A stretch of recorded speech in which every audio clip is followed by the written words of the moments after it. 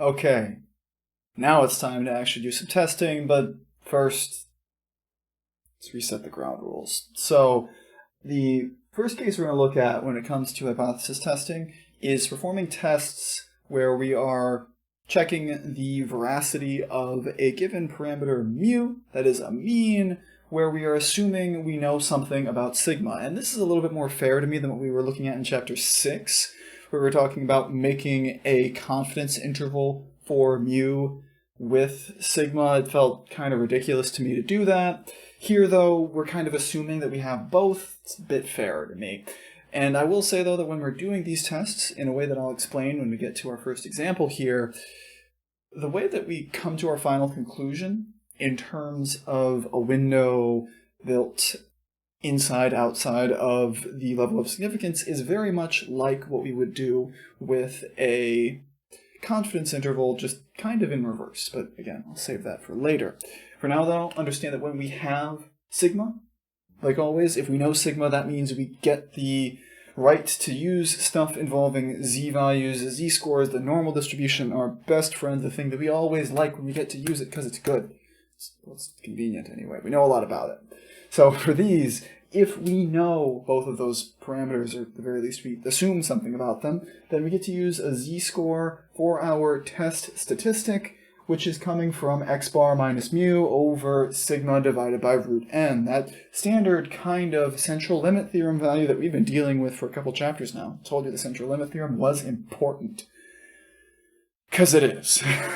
Where, again, just like we saw last time, our decision comes down to that p-value as compared to alpha. If we're looking in terms of p-values, we'll see about critical values later, where if p is at most alpha, we reject, and if p is bigger than alpha, we fail to reject the null hypothesis. So let me be very specific here. We are talking about this always in terms of HO, where the way that that looks, the way that that region, the way that those p-values actually appear in our distribution depends on the kind of test we're running.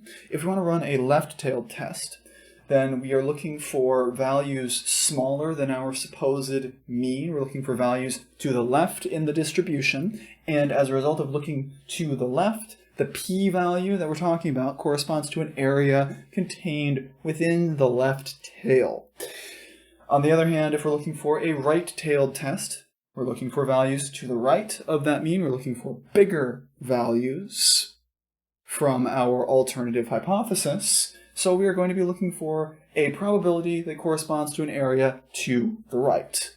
And then finally, for a two-tailed test, that is, if we can take bigger or smaller, if we are having an alternative that is just a simple not equals rather than a directional version, then we can take either, and as a result, we kind of do take either. And that results in the p-value kind of getting doubled in a weird way, but we have one and another on either side of the distribution. It's a little funky, it's a little weird, but we'll see exactly what that looks like with some examples later. Just know that when we want a left-tailed test, our p-values in the left tail, right-tailed test, p-values in the right tail, two-tailed test, p-value corresponds to a place in both. And something very similar happens with alpha in a sense. But just to make sure that we actually do have a solid fundamental understanding of what's going on here with p and alpha, we're going to get a quick run here at an example for making those decisions again. So for our first example, we have the following values of alpha, where we want to determine what the conclusion would be for a p-value of 2.37%, that is 0.0237, where in the first case alpha is 5%, 0.05, and in the second alpha is 1%.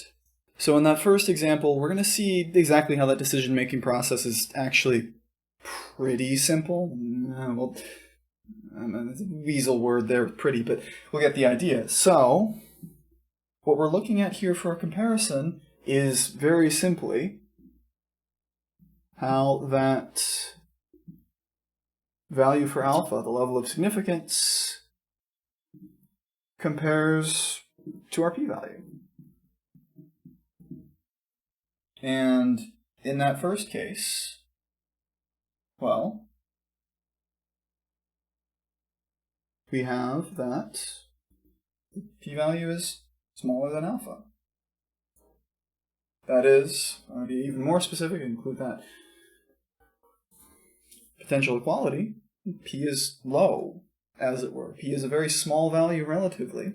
So, because the p-value is smaller than alpha,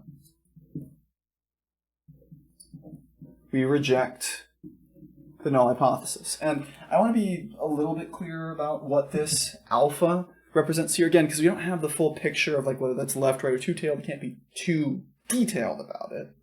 But thinking in terms of a complement, if that the alpha is 5%, then its complement would be the other 95%. And that 95% can be something like our willingness to believe in the null hypothesis, as it were. That's our willingness to say that the null hypothesis is reasonable. If anything falls into that 95%, well, that's good enough for us. Where that 5% is the cutoff, it's that region that says here's the amount of things that if it falls into there, we have to say, wait a minute, we're not doing this right. Something is wrong with our setup, and the main piece of our setup that we're testing based on is our parameter. So, if we get a piece in there that falls below that value, that falls into that region, we say that it is suitably unusual, and we reject our assumption, we reject the null hypothesis. On the other hand, for our second example, and for the sake of cleanliness, I'm going to flip this around so it looks a little bit nicer, a little bit more like that. We have our p-value. Now, let me follow the exact same convention just to be sure. We have our p-value of 0.0237, and we have our alpha value here of 1%. So here we're saying that we're willing to take a 99% chance, in the same way that kind of like we want to get a 99% confidence interval. That's sort of that idea there of a 99% chance, where anything less unlikely than that, it's a weird phrase, but anything that is less unusual is acceptable. It might just be random chance, or it might just be that, whatever, but it's not good enough to say that something's wrong. Something substantial is wrong. And in this case, that p-value is bigger. Because the p-value is bigger than alpha, because it's a bit too large, even though it's still pretty small,